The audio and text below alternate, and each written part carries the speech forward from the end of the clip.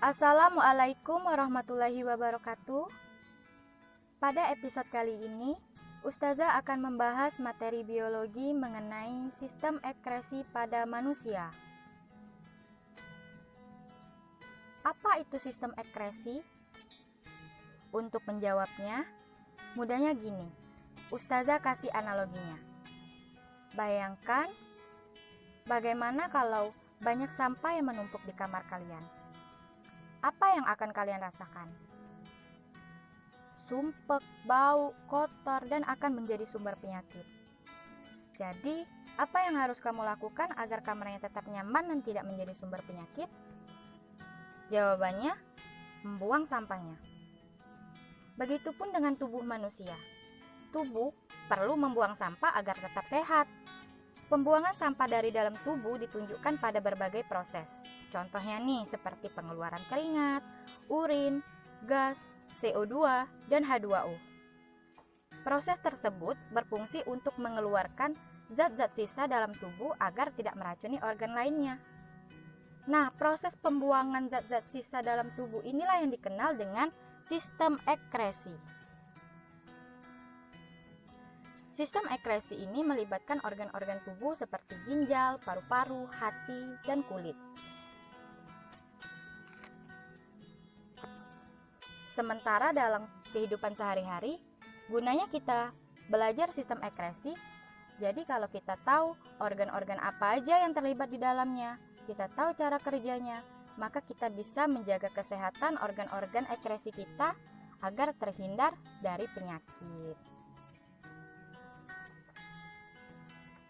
Nah, sebelum kita bahas mengenai fungsi, struktur, sistem ekskresi pada manusia, kita pahami dulu pengertian dari sistem pengeluaran. Jadi pada manusia itu terdapat 3 sistem pengeluaran. Yang pertama itu ada sekresi. Artinya proses pengeluaran zat-zat yang masih diperlukan oleh tubuh. Contohnya pengeluaran enzim, hormon, dan air liur. Yang kedua itu ada sistem pengeluaran defekasi. Defekasi adalah pengeluaran zat-zat berupa sisa pencernaan atau feses melalui lubang anus. Dan yang ketiga yang akan kita pelajari yaitu ekskresi, yaitu proses pengeluaran zat-zat berupa metabolisme melalui alat atau sistem ekskresi. Jadi poinnya pada perbedaan dari ketiga sistem pengeluaran ini ada pada zat yang dikeluarkan. Kalau sekresi itu pengeluaran zat-zat yang masih diperlukan oleh tubuh. Kalau defekasi itu berupa zat-zat sisa pencernaan atau feses. Nah, yang kalau ekskresi itu adalah pengeluaran zat-zat berupa metabolisme. Jadi itu bedanya ada di zat yang dikeluarkannya. Nah, lanjut. Jadi organ sistem ekskresi manusia itu yang terlibat di dalamnya ada ginjal, kulit, hati, dan paru-paru. Ginjal ini adalah alat untuk cuci darah ya. Nanti hasil yang akan dikeluarkannya yaitu berupa urin. Kalau kulit, kita akan mengeluarkan keringat. Yang di dalam keringat itu ada air dan garam mineral. Kemudian hati disebut sistem ekskresi karena dia memproduksi zat empedu dan memproduksi urea. Nah, paru-paru, kita sudah membahas detail paru-paru dan sistem respirasi. Paru-paru mengeluarkan CO2 dan H2O. Nah, untuk pembahasan ginjal nanti kita bahas di episode yang khusus karena memang butuh panjang penjelasannya. Kita akan bahas ketiga dari fungsi dan struktur ketiga organ ini. Ada kulit, hati, dan paru-paru. Yang pertama, kulit. Nah, kulit ini alat proteksi untuk melindungi seluruh tubuh. Tapi kulit juga berperan sebagai organ ekskresi. Karena apa? Kulit itu mengeluarkan keringat. Fungsi kulit dalam organ ekskresi adalah mengeluarkan kotoran, racun, dan senyawa mineral melalui keringat agar kita terhindar dari zat-zat yang dapat meracuni tubuh.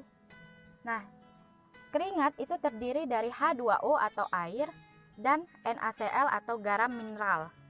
Untuk apa sih kita keluar keringat? Ternyata untuk menjaga suhu tubuh. Oke.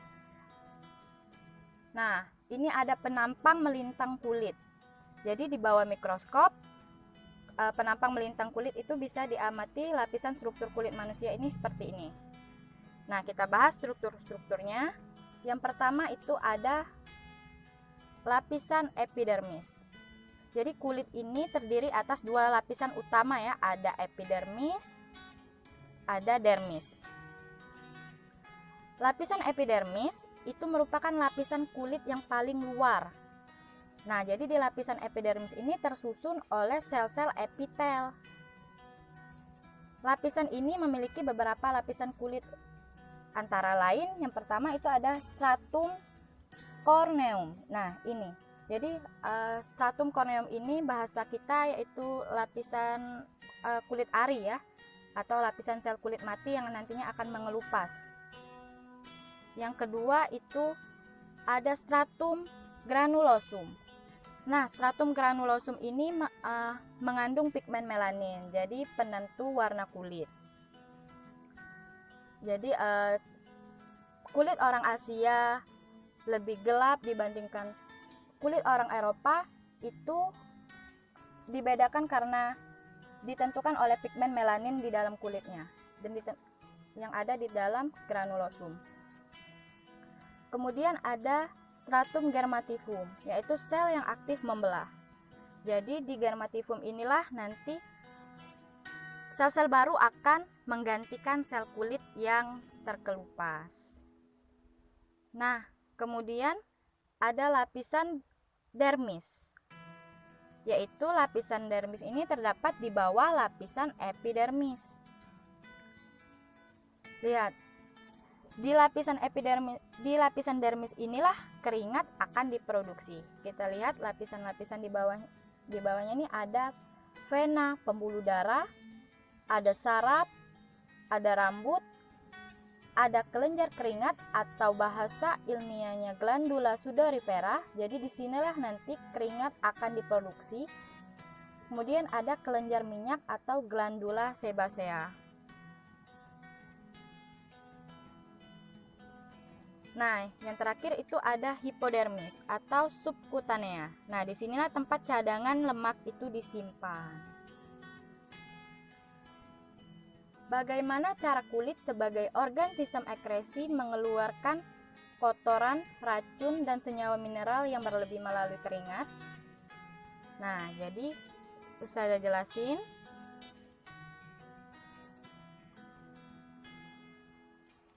Jadi ketika tubuh banyak bergerak, sel tubuh akan bekerja keras untuk menghasilkan energi. Proses menghasilkan energi ini akan membuat suhu tubuh naik dan memberi rangsangan kepada hipotalamus. Hipotalamus ini bagian dari otak yang berfungsi sebagai pengendali suhu tubuh. Nah, hipotalamus kemudian memberi rangsangan lanjutan kepada saraf simpatik yang berada di sumsum tulang belakang. Saraf simpatik memberikan sinyal gelombang ke seluruh kelenjar keringat di tubuh bahwa suhu tubuh sedang naik. Kelenjar keringat kemudian akan memproduksi keringat agar menurunkan suhu tubuh. Keringat ini mengandung kotoran dan zat-zat sisa yang tidak terpakai dalam tubuh.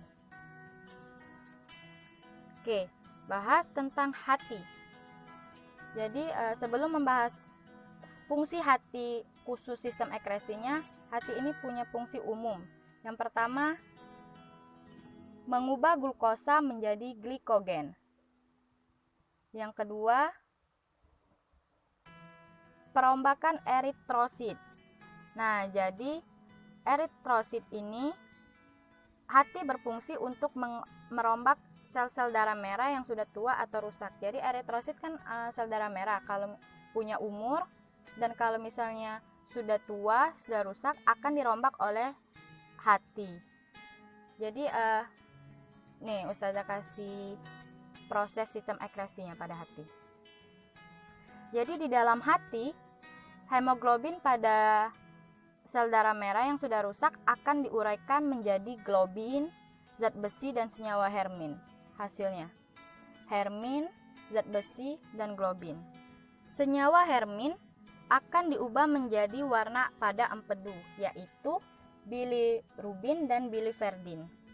Nah, sementara globin digunakan untuk membentuk sel darah merah yang baru dan metabolisme protein. Sedangkan zat besi akan disimpan dalam hati atau dialirkan menuju sumsum tulang belakang. Kemudian, fungsi hati yang lain yang paling terkenal yaitu menetralisir racun. Nah, inilah fungsi khusus hati sebagai sistem ekskresi. Jadi fungsinya yaitu perombakan kelebihan protein melalui siklus ornitin. Nah, Ustazah kasih sekilas, inilah siklus ornitin yang hasil akhirnya akan menjadi urea. Jadi kelebihan protein dalam tubuh itu akan dirombak oleh hati melalui siklus ornitin yang dirubah menjadi urea. Itu. Paru-paru. Nah, paru-paru ini sudah detail kita bahas pada sistem respirasi. Jadi paru-paru ini tergolong organ pada sistem respirasi dan juga sistem ekskresi karena paru-paru mengeluarkan CO2 dan H2O sisa respirasinya. Jadi H2O atau air juga merupakan sisa respirasi dari paru-paru. Namun H2O-nya atau airnya dalam bentuk uap air. Jadi inilah sistem ekskresi. Sebenarnya ini sudah kita bahas di sistem respirasi ya. Jadi awalnya oksigen masuk lewat hidung menuju trakea lewat tenggorokan. Kemudian udara mengandung oksigen dialirkan menuju bronkiolus melalui dua saluran bronkus. Udara yang mengandung oksigen dialirkan menuju alveolus melalui bronkiolus. Nih, alveolus atau gelembung-gelembung yang ada di dalam paru-paru ini. Kemudian terjadilah pertukaran antara oksigen dengan karbon dioksida. Oksigen kemudian diserap oleh pembuluh darah dan dialirkan ke jantung. Karbon dioksida dibawa kembali ke paru-paru untuk dikeluarkan dari tubuh melalui hembusan nafas. Nah, inilah fungsi ketiga fungsi dan struktur sistem ekskresi manusia. Ada kulit, hati, dan paru-paru. Semoga video pembelajaran ini dapat bermanfaat. Ustazah akhiri, wassalamualaikum warahmatullahi wabarakatuh.